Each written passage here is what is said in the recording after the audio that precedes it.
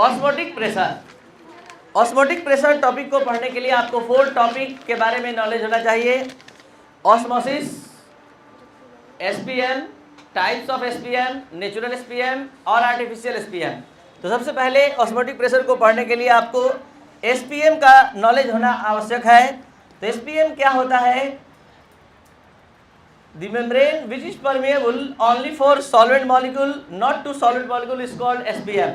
मतलब SPM का एक एग्जाम्पल दे रहे हैं, जैसे कि SPM का एक आर्टिफिशियल SPM का एग्जाम्पल है प्रेसमेंट पेपर। जैसे कि ये एक प्रेसमेंट पेपर है और इस प्रेसमेंट पेपर को इस पेपर की तरह इस तरह से फोल्ड करके और उसको इस कीप के ऊपर रख दिया जाता है और ये कीप एक कंटेनर में सेट होता है और यहाँ पर हम इसको इस तरह से अटैच कर देते हैं इस प्रेसमेंट पेपर को, और यहाँ पर किसी शुगर वाटर या सॉल्ट वाटर का सॉल्यूशन अगर छानते हैं तो जो यहाँ पर लिक्विड हमको प्राप्त होता है, आपको बता दें कि ये प्राप्त लिक्विड को जब आप टेस्ट करते हैं तो पता चलता है कि ये टेस्ट लेस है। मतलब ना ही अगर सॉल्ट वाटर है तो सिर्फ वाटर मिल पाता है, सॉल्ट का एक भी मॉलिक्यूल यहाँ नहीं पता चलता है। उसी तरह अगर शुगर वाटर लेते हैं तो केवल वाटर का ही मॉलिक्यूल इसको पार कर पाता है। मतलब हम क्या समझाना चाहते हैं कि आप चीनी पानी के सॉल्यूशन को अगर छानते हैं, इस प्रेसमेंट पेपर से गुजारते हैं, तो केवल पानी का ही मॉलिक्यूल रिस कर यहाँ पर मिल पाता है, यानी यहाँ पर प्राप्त होता है। तो कहने का मतलब ये है कि the membrane which is permeable only for solvent molecule not to solid molecule is called SPM. There are 2 types of SPM, natural SPM and artificial SPM। 2 तरह का SPM होता है। जो आप नेचुरल SPM मतलब प्लांट्स और एनिमल्स मेम्ब्रेन का बात करते हैं वो होता है नेचुरल SPM, और जब प्रेसमेंट पेपर सेलोफेन का बात करते हैं लैब में जो इस्तेमाल होता है वो होता है सेलोफेन। प्रेसमेंट पेपर निकेल, आयरन और कॉपर के सिलिकेट जो होते हैं, सिलिकेट जो कंपाउंड्स होते हैं वो भी यूज किए जाते हैं आर्टिफिशियल SPM के रूप में। तो कुल मिला जुलाकर एसपीएम के बारे में बस छोटा सा नॉलेज आपको दिमाग में रखना है, और वो नॉलेज है कि प्रेसमेंट पेपर या फिर जो एसपीएम होता है उससे केवल सॉल्वेंट का मॉलिक्यूल पार करता है। अब डायरेक्ट आइए अपने टॉपिक पर। आपका टॉपिक है ऑस्मोटिक प्रेशर। तो ऑस्मोटिक प्रेशर को पढ़ने के लिए सबसे पहले आप सभी स्टूडेंट ऑस्मोसिस के बारे में समझेंगे कि ऑस्मोसिस क्या है। जैसे ये आपका कंटेनर है और इस कंटेनर को पार्टीशन किया गया है, और ये पार्टीशन एसपीएम के थ्रू किया गया है। ये एसपीएम का वॉल है, एसपीएम से बना हुआ वॉल है। सॉल्यूशन के इस साइड में कंटेनर के इस साइड में हमने सॉल्यूशन लिया है और इस साइड में हमने प्योर सॉल्वेंट लिया है। प्योर सॉल्वेंट का मतलब प्योर वाटर, सिर्फ वाटर, और यहाँ सॉल्यूशन का मतलब कोई भी शुगर वाटर, सॉल्ट वाटर, ये हम सॉल्यूशन के रूप में ले सकते हैं। तो यहाँ पर हम समझ सकते हैं कि सॉल्यूशन लेने का मतलब सॉल्यूट भी है, सॉल्वेंट भी है। तो आप सबसे पहले समझने जा रहे हैं व्हाट इज ऑस्मोसिस। ऑस्मोसिस क्या है? ऑस्मोसिस ऐसे आपको जानना चाहिए कि ऑस्मोसिस का मतलब होता है टू पुश। टू पुश का मतलब धक्का देना। अब ऑस्मोसिस होता क्या है उसके लिए हमने ये एक्सपेरिमेंटल सेटअप यहाँ पर किया है। ध्यान से सभी स्टूडेंट समझ लीजिए। ये पूरा एक्सपेरिमेंटल सेटअप यहाँ पर कंप्लीट है। यहाँ तक हम वाटर लेवल को बताने के लिए यहाँ तक वाटर को भर दिए और अब स्टार्ट कर रहे हैं। देखिए यहाँ हमने सॉल्यूशन लिया, यहाँ प्योर सॉल्वेंट लिया, यहाँ तक वाटर को भर दिया। जब पूरा एक्सपेरिमेंटल सेटअप कंप्लीट हो गया तो हम क्या देख रहे हैं कि ये फ्लो इंडिकेटर लगातार ये जल का स्तर, वाटर लेवल नीचे आ रहा है। नीचे आना इस बात का प्रूफ है, प्रमाण है कि लगातार सॉल्वेंट का मॉलिक्यूल रिस कर लगातार कहाँ जा रहा है? सॉल्यूशन की ओर जा रहा है। यानी सॉल्वेंट का मॉलिक्यूल एसपीएम से होते हुए वो सॉल्यूशन की ओर जा रहा है। यहाँ कोई हमने एक्सटर्नल एजेंसी का सहारा नहीं लिया है, कोई मोटर फिट नहीं किया है। लगातार ये अपने से ये फ्लो कर रहा है, प्रवाहित हो रहा है। तो यहाँ पर ये कॉन्सेप्ट आता है कि जब सॉल्यूशन और प्योर सॉल्वेंट को एसपीएम से अलग करते हैं तो प्योर सॉल्वेंट के मॉलिक्यूल का एसपीएम से होते हुए सॉल्यूशन की ओर स्वतः प्रवाहित होना, लगातार उसका स्पॉन्टेनियस फ्लो होना कहलाता है ऑस्मोसिस। वास्तव में ये प्योर सॉल्वेंट के मॉलिक्यूल जो होते हैं धक्का देते हैं किस पर, एसपीएम के वॉल पर, और उसके बाद इंटर कर जाते हैं कहाँ, सॉल्यूशन में। तो ये है ऑस्मोसिस। अब यहीं पर हमने डिस्कस किया था कि ऑस्मोटिक प्रेशर क्या है। तो ऑस्मोटिक प्रेशर को समझने के लिए एक और एक्सपेरिमेंटल सेटअप हमने यहाँ तैयार किया था। सॉल्यूशन के ऊपर पिस्टन लगा दिया। पिस्टन किस चीज़ के लिए पिस्टन लगाया जाता है, प्रेशर एक्सर्ट करने के लिए। तो यहाँ पर हम पिस्टन लगा दिए और इस पिस्टन की सहायता से हम प्रेशर उत्पन्न करेंगे सॉल्यूशन के सरफेस पर। अब जरा सा ध्यान से समझा जाए। अब आप क्या पढ़ने जा रहे हैं, तो अब पढ़ने जा रहे हैं ऑस्मोटिक प्रेशर। क्या होता है ऑस्मोटिक प्रेशर, समझिए। जब सॉल्यूशन और प्योर सॉल्वेंट को, जो सामने दिख रहा है वही बोल रहे हैं, जब सॉल्यूशन और प्योर सॉल्वेंट को एसपीएम से अलग करते हैं और सॉल्यूशन के ऊपर एक्सटर्नल प्रेशर अप्लाइड करते हैं, तो हम क्या देख रहे हैं, पिस्टन की सहायता से प्रेशर उत्पन्न कर रहे हैं। तो ये लगातार प्योर सॉल्वेंट का मॉलिक्यूल धीरे धीरे रिस कर सॉल्यूशन की ओर जा रहा है, अभी भी जा रहा है। हम प्रेशर का मान धीरे धीरे बढ़ाना स्टार्ट किए हैं, अभी भी वाटर लेवल नीचे आता हुआ दिख रहा है, मतलब ऑस्मोसिस का प्रोसेस जारी है, लगातार ऑस्मोसिस हो रहा है। प्रेशर धीरे धीरे हम बढ़ा रहे हैं। एक सर्टेन वैल्यू पर, प्रेशर के एक सर्टेन वैल्यू पर इसका गिरना बंद हो गया, यानी अब ये यहीं पर आकर रुक गया, अब यहाँ से नीचे नहीं आ रहा है। तो जिस एक्सटर्नल प्रेशर पर प्योर सॉल्वेंट के मॉलिक्यूल का ऑस्मोसिस स्टॉप हो जाता है, रुक जाता है, बस उसी एक्सटर्नल प्रेशर को हम कहते हैं ऑस्मोटिक प्रेशर। यानी the external pressure which on applied on the surface of solution to stop the process of osmosis of solvent molecules through SPM is called osmotic pressure. यानी वह बाहरी दाब, वह एक्सटर्नल प्रेशर जो प्योर सॉल्वेंट के osmosis के process को रोक कर रख देता है, उसे ही क्या कहते हैं, ऑस्मोटिक प्रेशर। लास्ट टॉपिक जो हमने कल समझाया था पिछले लेक्चर में, reverse osmosis, concept of reverse osmosis, जिसके माध्यम से वाटर को प्यूरिफाई किया जाता है। दोबारा समझने का फायदा मिलेगा कि आपको कभी नहीं याद करना पड़ेगा और आप वाटर के प्यूरिफिकेशन सिस्टम को भी समझ पाएंगे। कोई भी आरओ जो आपके घर में या कहीं भी ऑफिस में यूज होता है, किस सिस्टम पर काम करता है, या जो भी सी वाटर होता है उसको पीने योग्य बनाया जाता है, तो कैसे बनाया जाता है सीख लीजिए। ये है सी वाटर, ये है मतलब ज़मीन से निकाला गया डायरेक्ट वाटर, जिसको सॉल्यूशन कहते हैं, जिसमें बहुत सारे मिनरल्स या फिर और भी गंदगी या फिर डस्ट या जो भी चीज़ होता है वो सब एक साथ सॉल्यूशन के रूप में यहाँ है। और यहाँ पर हमने प्रेशर एक्सर्ट करने के लिए पिस्टन लगा दिया है और यहाँ पर है प्योर वाटर। हम आप क्या पढ़ने जा रहे हैं, कॉन्सेप्ट ऑफ रिवर्स ऑस्मोसिस। तो कॉन्सेप्ट ऑफ रिवर्स ऑस्मोसिस आज के लेक्चर का सबसे इंपॉर्टेंट टॉपिक होगा, और उसके बाद the law of dilute solution. तो बोर्ड पर सभी स्टूडेंट ध्यान बनाएंगे। रिवर्स ऑस्मोसिस ये ऐसा टॉपिक जो आपके बोर्ड एग्जाम में इस चैप्टर से सबसे ज़्यादा बार आने का रिकॉर्ड बनाया है।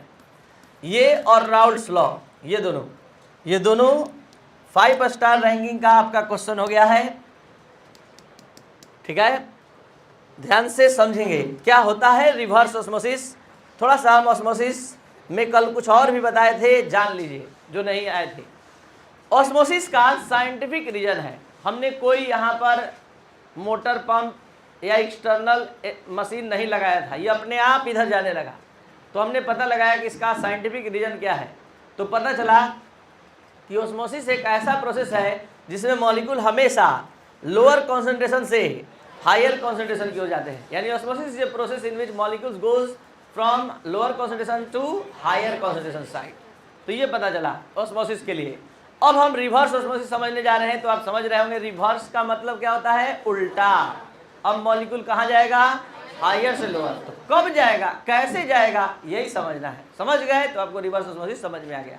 समझिए, ये है एक एक्सपेरिमेंटल सेटअप जिसमें सॉल्यूशन और प्योर सॉल्वेंट को अलग किया गया है। पिस्टन लगाया गया है सॉल्यूशन पर, प्रेशर एक्सटर्नल प्रेशर लगाने के लिए। स्टार्ट किए हम, धीरे धीरे प्रेशर बढ़ा रहे हैं इस पिस्टन की सहायता से। लगातार ये फ्लो इंडिकेटर नीचे आ रहा है, मतलब लगातार ऑस्मोसिस जारी है। प्रेशर और बढ़ाए उससे ज़्यादा, तो इसका गिरना बंद हो गया और ये अपने ऑस्मोटिक प्रेशर के वैल्यू को प्राप्त कर लिया। लेकिन हम अभी भी नहीं रुकने जा रहे हैं। जब ये फ्लो इंडिकेटर इस वाटर लेवल का नीचे आना बंद हो चुका है, लेकिन हम अब नहीं रुकने जा रहे हैं, उससे भी ज़्यादा प्रेशर लगाने जा रहे हैं।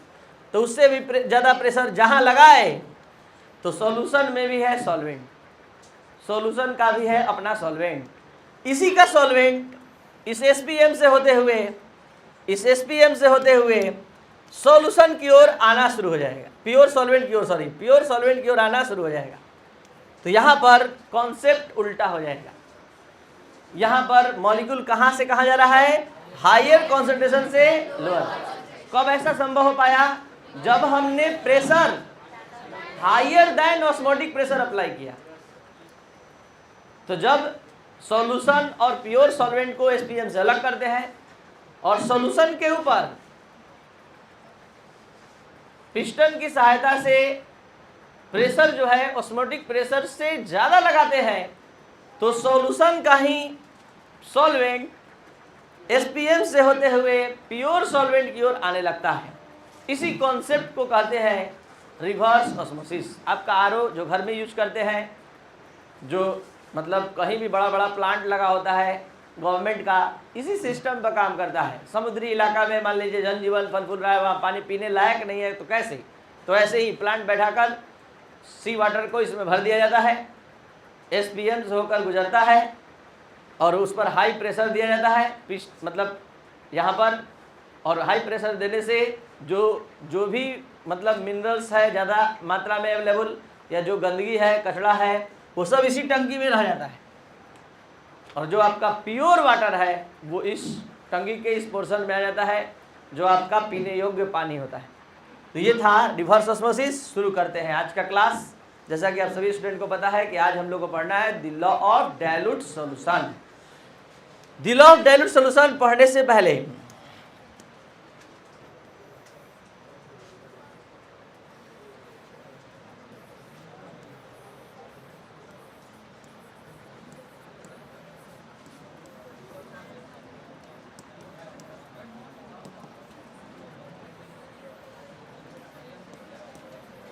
The law of dilute solution से पहले आपको हम कुछ बताना चाहेंगे, और वो ये बताना चाहेंगे कि देखिए आप लोग 11th क्लास में पढ़ कर आए हैं आइडियल गैस लॉ और ideal gas equation.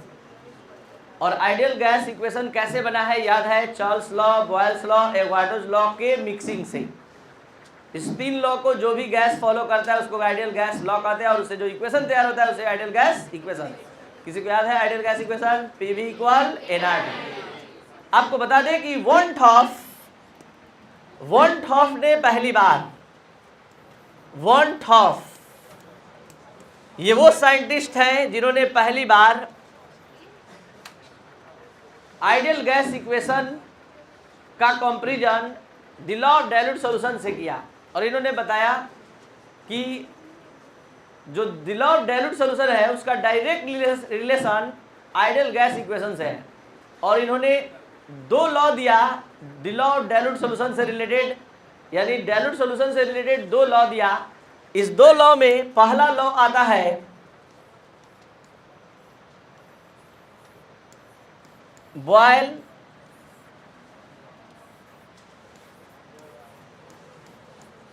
Want of. सोचिए थोड़ा सा इस नाम, इस हेडिंग में कितना रिस्पेक्ट छिपा है। वॉन्ट ऑफ ने कॉन्सेप्ट दिया और अपने नाम के आगे रॉबर्ट बॉयल यानी बॉयल का नाम लिख दिया। ये कितना बड़ा एक साइंटिस्ट का दूसरे साइंटिस्ट के लिए सम्मान को प्रदर्शित करता है। कारण है कि ये कॉन्सेप्ट बॉयल के लॉ से ही लाए थे, इसलिए इन्होंने अपने नाम के आगे उनका नाम लिख दिया, Boyle van't Hoff law of dilute solution. तो ये Boyle van't Hoff law of dilute solution क्या है? यही है फर्स्ट लॉ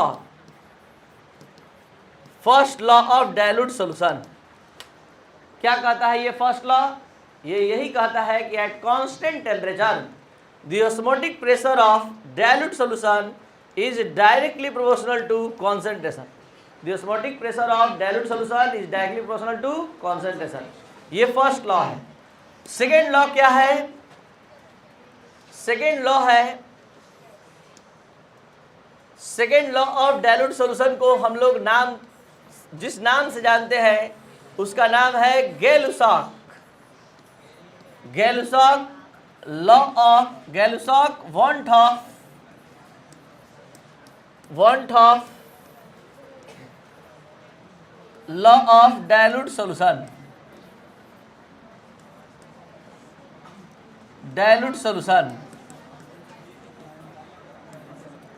ध्यान दीजिए, यहां पर भी फिर want of ने सेकेंड लॉ देने से पहले इन्होंने देखिए अपने नाम के आगे क्या लिख दिया? गै-लुसाक। और गै-लुसाक का जो स्टेटमेंट था उसको फॉलो करते हुए इन्होंने डाइल्यूट सॉल्यूशन का ये लॉ दिया। और इनका स्टेटमेंट क्या था? According to this law at constant concentration the osmotic pressure of dilute solution is directly proportional to absolute temperature. तो यहाँ पर ऑस्मोटिक प्रेशर डायरेक्टली प्रोपोर्शनल है किसके? एब्सोल्यूट टेम्परेचर के। और यहाँ पर ऑस्मोटिक प्रेशर किसके डायरेक्टली प्रोपोर्शनल है? अगर इक्वेशन 1 और 2 से कुछ समझा जाए, फ्रॉम इक्वेशन 1 एंड 2 और दोनों को एक में मिलाकर लिखा जाए, फ्रॉम इक्वेशन 1 एंड 2, तो क्या आप सभी स्टूडेंट समझ सकते हैं? पाई प्रोपोर्शनल टू क्या हो जाएगा? बोलिए CT। पाई प्रोपोर्शनल टू, ध्यान दीजिए, ये हो गया फर्स्ट लॉ, ये हो गया सेकेंड लॉ, दोनों एक में हमने मिला दिया फर्स्ट लॉ और सेकेंड लॉ को। प्रोपोर्शनल जब भी हटता है सभी स्टूडेंट जानते हैं कांस्टेंट। और यहाँ गैसेस लॉ को फॉलो किया गया है, तो आप समझ रहे हैं गैस में कौन सा कांस्टेंट होता है? R। तो ये हो गया आपका पाई इक्वल CRT। C पहले आता है, R बाद में और T बाद में। तो पाई इक्वल क्या हो गया? जल्दी जल्दी सभी स्टूडेंट एक साथ बताएंगे। और जो ऑनलाइन देख पा रहे हैं लाइव क्लास में है, जल्दी से कमेंट में बताइए व्हाट इज पाई? क्या है pi? Osmotic pressure. What is C? Concentration. What is R? Gaseous constant. What is T? तो ये हो गया इक्वेशन थर्ड।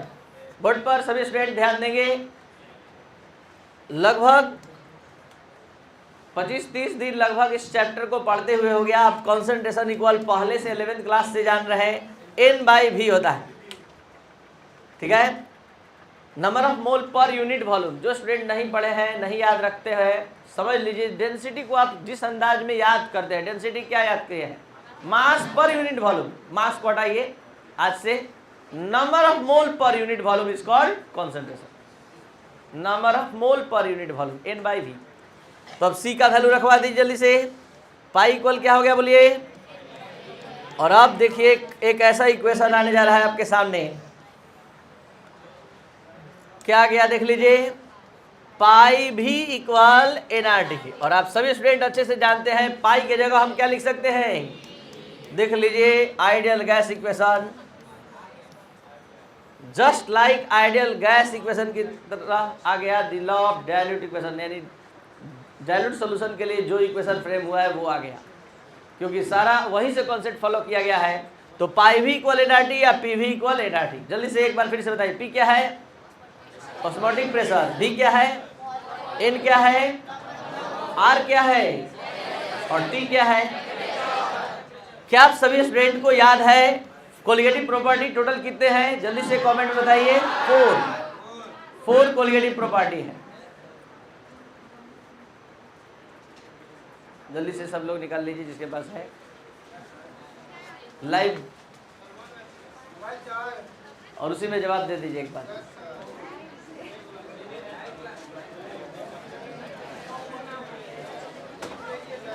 जल्दी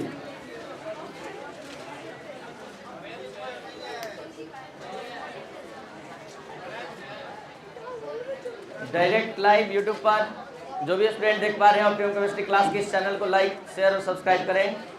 जितना भी आपका सोशल मीडिया का प्लेटफॉर्म है वहां पर थोड़ा शेयर कर दें। एक 3 सेकंड के लिए हम रुके हैं। चलिए बोर्ड पर देखिए, P equal osmotic pressure, V equal volume, N equal number of mole, R equal gases constant, T equal temperature. Board पर सभी स्टूडेंट ध्यान देंगे। आपसे हमने यही पूछा कि टोटल कोलिगेटिव प्रॉपर्टी कितने हैं? 4। और इस चारों कोलिगेटिव प्रॉपर्टी पढ़ने का मेन लक्ष्य बता दे कोई भी स्टूडेंट, मेन लक्ष्य क्या है जल्दी से बताया जाए। चारों कोलिगेटिव प्रॉपर्टी पढ़ने के पीछे मेन लक्ष्य क्या था? Determination of molecular mass. Non volatile solid का मॉलिक्यूलर मास क्या आपने तीनों कोलिगेटिव प्रॉपर्टी में निकाला है? तो यहाँ पर भी बताइए हमको मॉलिक्यूलर मास निकालना है। कौन से फैक्टर में मॉलिक्यूलर मास छिपा हुआ है? इसमें कहाँ मॉलिक्यूलर मास है?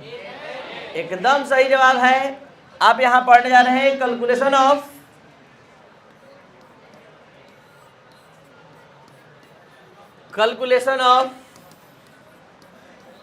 मॉलिक्यूलर मास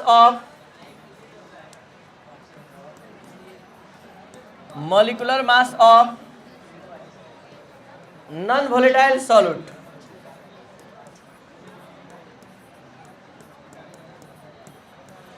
जल्दी से सभी स्टूडेंट बताएंगे n इक्वल क्या होता है? Number of mole equal given mass by. तो अभी तुरंत आपने एक इक्वेशन लाया है पाई भी इक्वल nRT। बट पर ध्यान बनाएंगे पाई भी इक्वल nRT। देन यहां पर हम n का वैल्यू रख दिए, क्या रख दिए? WA/ma। क्या आपको मॉलिक्यूलर मास दिख गया? कुछ नहीं करना है, बस ma आ जाएगा पाई भी के जगह पर और पाई भी चला जाएगा और आपका molecular mass non volatile solid का मिल गया पाई भी। ये है मॉलिक्यूलर मास का इक्वेशन। और ये था आपका आज का क्लास। जो भी स्टूडेंट इस चैनल पर नया है जरूर इसको लाइक शेयर और सब्सक्राइब करें। Thank you. चलिए थैंक यू तो हो गया, लेकिन 2 मिनट में रिकैप भी देखकर तब थैंक यू दोबारा होगा।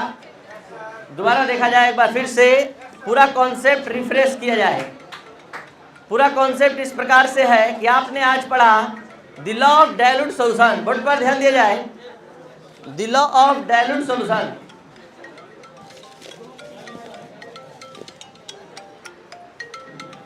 एक बात पे बात करिएगा, क्लास में है। चलिए बोर्ड पर ध्यान दिया जाए। The law of dilute solution हमने क्या समझाया? Want to establish a relation between ideal gas equation and the law of dilute solution. There are 2 law of dilute solution, first law of dilute solution and second law. First law of dilute solution is also called Weil-Wantorf's law of dilute solution. According to this law, at constant temperature, the osmotic pressure of dilute solution is directly proportional to concentration. But पर ध्यान दिया जाए, second law of dilute solution it is also called Gay-Lussac-Wantorf law. According to this law, at constant concentration, the osmotic pressure of dilute solution is directly proportional to, so pi proportional to T. From equation 1 and 2 we get, बस 1 minute हम आपका लेंगे, ध्यान से समझ लिया जाए। Pi proportional to ct, pi equal R C T. तो यहाँ पर क्या हो जाएगा बता दीजिए? Pi equal C R T, then C equal N by V, then pi equal N by V R T. तो pi V equal N R T लिखे या P V equal N R T. Calculation of molecular mass of non volatile solid. यहाँ पर pi V equal N R T में n में molecular mass छुपा हुआ है, WA/ma। Then pi V equal WA/ma/RT, then ma equal WA/RT by pi V. तो इस तरह से आपका क्लास अब फिनिश होता है। जो भी स्टूडेंट इस चैनल पर है, अगर आप कंप्लीट केमिस्ट्री का कोर्स चाहते हैं तो ऐप डाउनलोड कीजिए, केमिस्ट्री का मतलब राजेश सर, और वहाँ से आपको पूरा लेक्चर सिस्टमेटिक ढंग से वेल अरेंज्ड वे में मिलेगा। Thank you. चलिए ताली बजा दिए, इतना अच्छा से आप लोग पढ़ लिए, इसके लिए बहुत बहुत धन्यवाद। अब बस थोड़ा सा और सम्मान दे दीजिए, उसके आगे 2 मतलब कैलकुलेशन लिख लीजिए, इक्वेशन